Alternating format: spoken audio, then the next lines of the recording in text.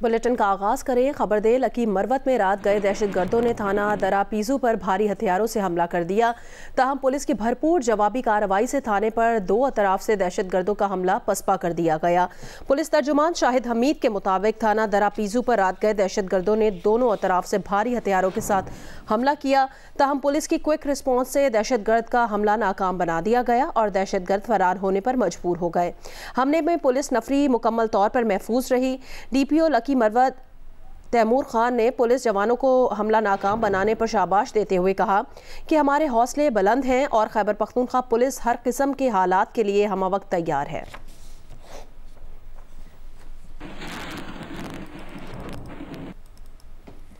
फैजाबाद धरना केस के फैसले पर अमल दरामद से मुतालिक दरखास्त पर सुप्रीम कोर्ट में आज समाअत होगी। चीफ जस्टिस काजी फाइजीसा की सरबराही में 3 रुकनी बेंच केस सुनेगा। अदालत मुतालिका फरीकैन को नोटिस जारी कर चुकी है। वफाकी हुकूमत का तश्कील करदा फैजाबाद धरना कमीशन अपनी रिपोर्ट मुरतब कर चुका है। रिपोर्ट आज सुप्रीम कोर्ट में पेश किए जाने का इम्कान है।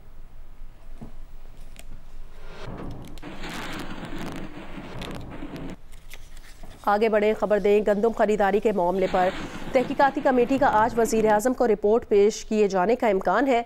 वज़ीर आज़म को गंदम के मामले पर आज नवाज शरीफ ने भी तलब कर रखा है। सेक्रेटरी काबीना की ज़ेर सदारत गंदम इंक्वायरी कमेटी का इजलास इतवार को भी हुआ। इलामिया में कहा गया कि अभी तक इब्तदाई रिपोर्ट किसी को पेश नहीं की गई।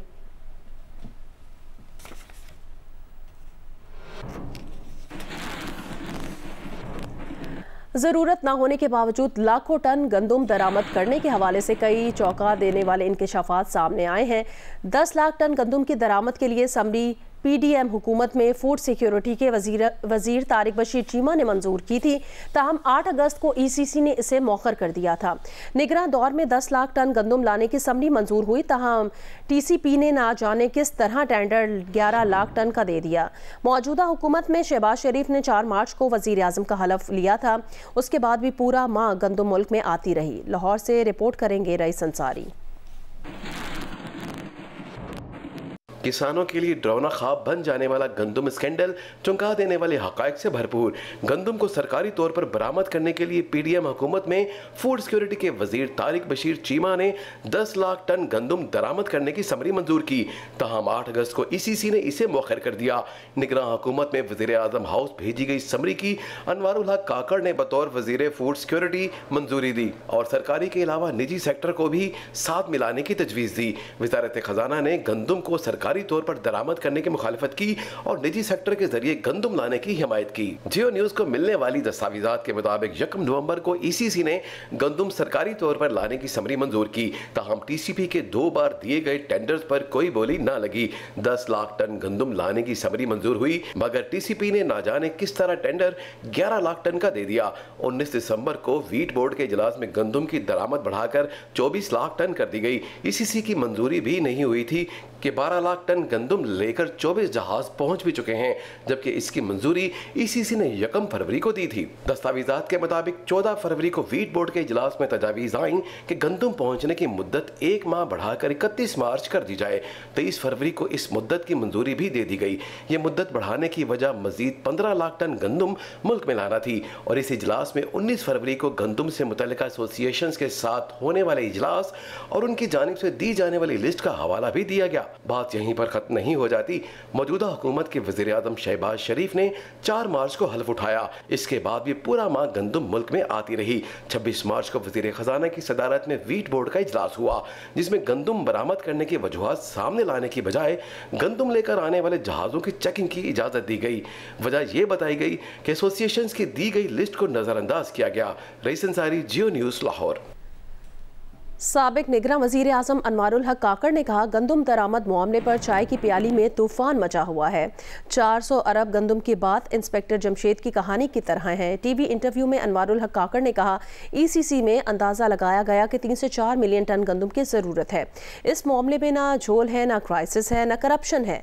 गंदम दरामद का SRO PTI की वफाकी हुकूमत ने जारी किया था, जिसमें कहा गया था कि प्राइवेट सेक्टर को गंदम दरामद की इजाज़त दी जाए। उन्होंने कहा कि तहकीकाती कमेटी बुलाएगी तो वो पेश होंगे।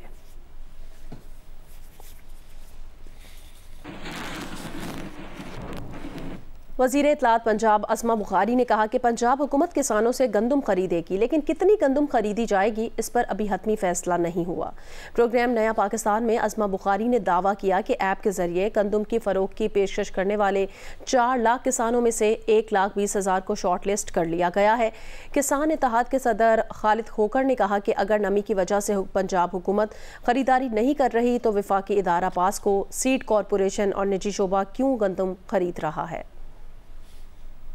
पंजाब में कभी भी जो है वो गंदम की खरीदारी जो है वो मई से पहले कभी हुई ही नहीं है और ये एक सीजन होता है। अब इसके ऊपर जो ये नमी है ये बहुत बड़ा एस्पेक्ट होती है हमेशा गंदम की खरीदारी में, और गवर्नमेंट की पॉलिसी ये बड़ी क्लियर होती है इस हवाले से कि 10% के करीब जो नमी है उसको गवर्नमेंट जो है उस गंदम को खरीद पाती है, उससे ज्यादा को नहीं खरीद पाती, बिकॉज उसको स्टोर करना होता है।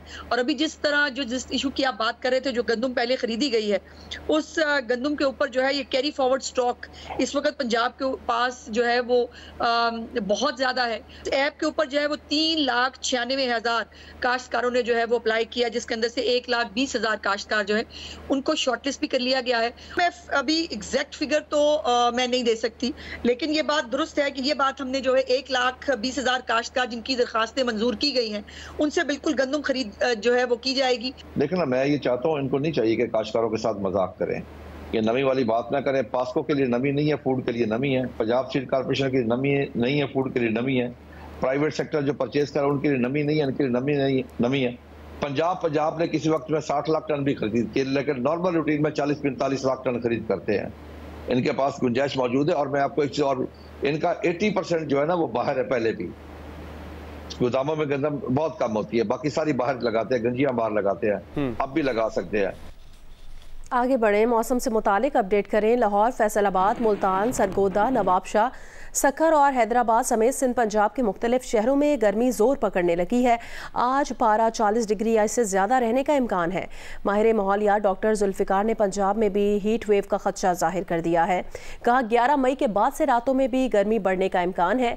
शहरियों को मशवरा दिया कि दोपहर के औकात में गैर ज़रूरी तौर पर घरों से ना निकलें, सायादार जगहों पर रहें और पानी ज़्यादा से ज़्यादा पिएँ। इतवार को मुल्क में सबसे ज़्यादा दर्जा हरारत नवाबशाह, मुंजेदड़ो और जैकबाबाद में 43 डिग्री रिकॉर्ड किया गया। कराची में अमरीकी काउंसिल जनरल कॉनरेड ट्रिबल का कहना है कि अमरीका में पहली बार क्रिकेट वर्ल्ड कप के इनेकाद पर अमरीकी अवाम काफ़ी पुरजोश हैं। वर्ल्ड कप के इनेकाद से अमरीका में एक ऐसे खेल को दोबारा मकबूलियत मिलेगी जो पहले जनूबी एशियाई कम्युनिटी तक महदूद था। खेल अवाम को करीब लाने का बेहतरीन जरिया होते हैं। I am very excited about it. I think I can speak for a lot of Americans that a lot of Americans are excited about it too. This is the first time we've hosted an international cricket event like this. The first time we've hosted a T20 tournament, and it's a fantastic opportunity to showcase cricket in the United States, to showcase the United States and sports to a huge audience overseas, including here in Pakistan. Sports can always play a role in bringing people together. It's one of the easiest and best tools for bringing people together, for people-to-people contacts. Everybody's passionate about sport. Pakistan and India are playing on June 9th in New York. 3 days before then, it's the U.S. and Pakistan playing. So that's the match that I'm looking at first as the most important match for a U.S. diplomat here in Pakistan. And it will be a great event, and I'm sure it'll be a lot of fun for all of us to be able to watch that. But if obviously India and Pakistan, that's like a highlight match for anybody, for any cricket fan. And I think that will be one of the things that the world is looking at. The United States actually has a long history with cricket. People don't necessarily know that.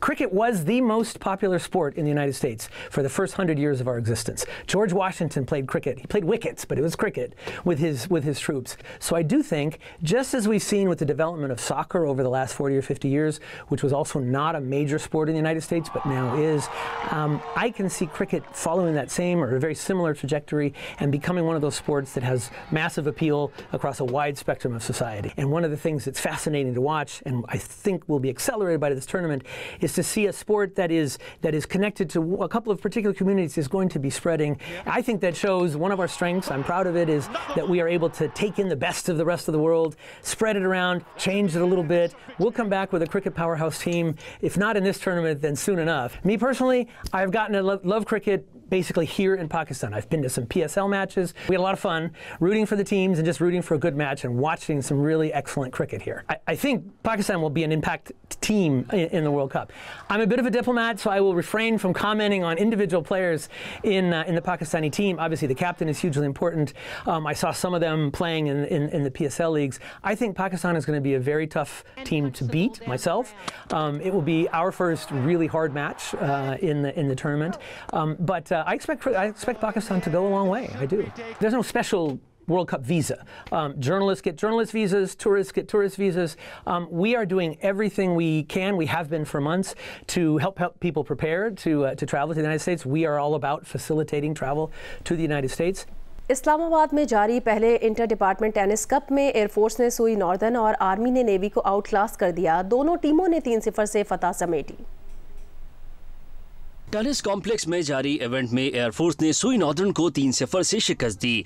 पहले singles में यूसुफ खलील ने एहतशाम हुमायूं को हराया। दूसरे singles में मोहम्मद शुएब ने साकिब हयात को मात दी, जबकि डबल्स में शुएब और हमजा रोमान की जोड़ी ने साकिब और अहमद बाबर को हराया। दूसरे मैच में आर्मी ने नेवी को भी 3-0 से हराया। सिंगल्स में कैप्टन अरहम और मुजम्मिल मुर्तजा ने कामयाबी हासिल की। डबल्स में अब्दुल्ला अदनान और सालार खान ने हरीफ जोड़ी को शिकस्त दी।